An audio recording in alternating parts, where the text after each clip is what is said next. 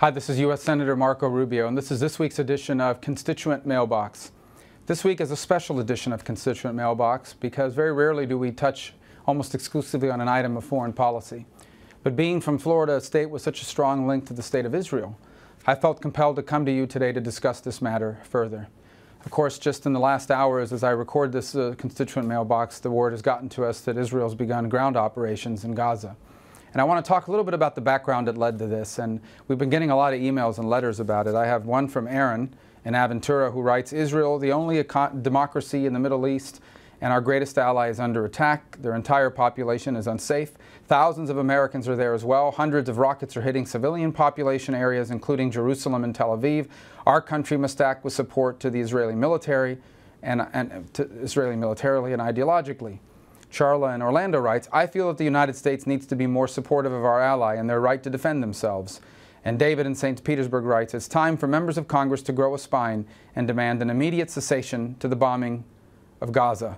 It is a sickening display, and the U.S. taxpayer supplies the bombs and aircraft to carry it out. Children are dying in ruthless display of collective punishment.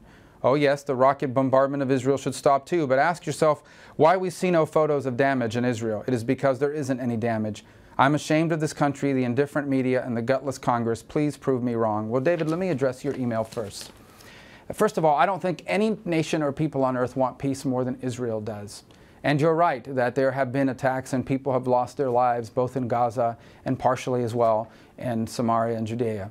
But let me make something very clear. The people responsible for that is directly one organization, and that is Hamas and the radicals behind it. You see, for months, Israel had worked in good faith to try to reach a peace agreement with the Palestinian Authority. But those talks collapsed, not through Israel's fault. And when they did, the Palestinian Authority decided to link up with Hamas and create a unity government. Shortly thereafter, you had three teenagers, including an American, abducted and killed. And then, of course, the rockets started raining down. And let me go further, David. The reason why you don't see images of mass destruction in Israel is because Israel has, thanks to U.S. support as well, has invested in the Iron Dome defense program where they can shoot down some rockets. But let there be no mistake about it. Hamas is the aggressor here. And here's what's worse about Hamas, David. Hamas takes their rockets and instead of putting them in military installations, they put them next to nurseries and apartment buildings and daycare centers. They even put it next to a UN installation. Hamas places these rockets and their weapons in civilian areas. You know why they do that, David? Because they know that Israel will have to strike back to defend themselves. And when they do, civilian areas will be hit as a result of it. And then they can have images out there so people like you can write emails like the one that you wrote. Let there be no mistake. Just hours ago, as I record this video, Israel has tried to reach ceasefire agreements to stop this. And every single time, Hamas has violated it. In fact, they reached a 5-hour ceasefire simply to allow people to feed themselves and go back home and get supplies and so forth. And you know what happened? Within 2 hours, rockets started coming over from Gaza once again. So what is Israel to do? Just sit there and take the strikes and not do anything about it? This small, tiny country that at its narrowest point is only 9 miles wide has to defend itself, surrounded by nations and elements that are bent on their destruction, including Hamas.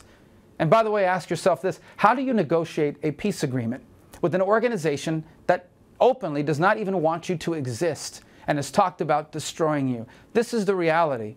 Now you're right, no one wants to see more bloodshed, no one wants to see more violence. But what choice does Israel have? In my mind, the government of Israel has shown extraordinary restraint despite the fact that they've had to react with the amount of force they've reacted with, because their very existence is at stake. This is not some argument over borders or some geopolitical dispute. This is a fight against elements whose stated purpose is the destruction of the Jewish state. And I, for one, will not stand by and allow that to happen without raising our voice and doing everything I can as an American policymaker to strongly support Israel. So I hope you'll reconsider your position, because peace can come immediately to this region if Hamas stops the fighting, if Hamas stops the rockets, if Hamas stops the attacks. But they won't. You know why? Because they are an evil, destructive terrorist organization. And evil, destructive terrorist organizations are not interested in peace. They've proven it time and time again, and they're proving it again now, David. That's the facts on the ground of what's happening in Israel. And I, for one, hope that the United States government, as do the majority of our people, will continue to be strongly on the side of Israel. Not only their right to exist, but their right to prosper and to live in peace. Well, this is this week's edition of Constituent Mailbox. Hopefully next week we can return to some items of significant domestic concern.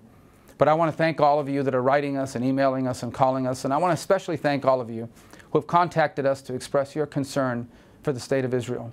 We hear your voices, and we'll continue to do everything we can to influence American foreign policy on behalf of our allies in Israel. So thank you again for tuning in. May God bless all of you. May God bless Israel and her people.